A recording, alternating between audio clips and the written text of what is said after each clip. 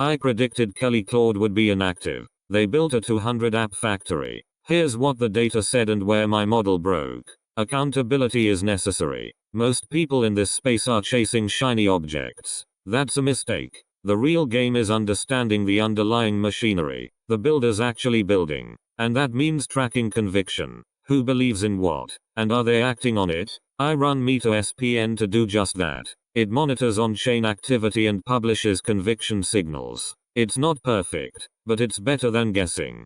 KellyClaude was a blip.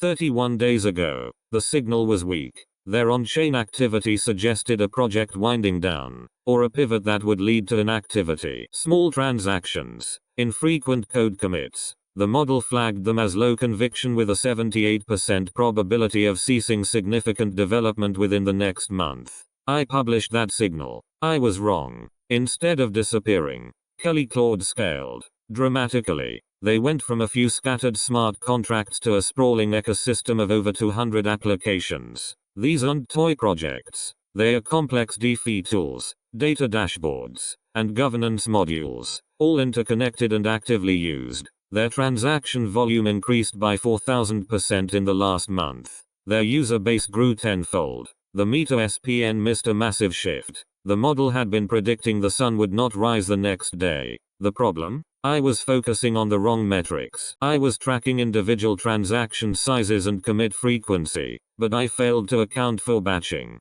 KellyClaude consolidated their operations. They moved to a more efficient deployment strategy, reducing the number of individual transactions while massively increasing the output. The model saw the decrease in transaction frequency and incorrectly interpreted it as disengagement. It's like assuming a factory is closed because you don't see trucks coming and going every hour, when in fact, they've built a high-speed rail line directly to the warehouse. The insight here isn't just that I made a mistake. Everyone does. The real takeaway is the importance of model recalibration. The KellyClaude case highlights a fundamental flaw in my initial assumptions. I need to incorporate network effects, batch processing, and evolving deployment strategies into the MetaSPN algorithm. Conviction isn't just about the quantity of actions, it's about the efficiency and impact of those actions. Signal Studio, the conviction as a service platform, is being updated to reflect this. For $299 a month,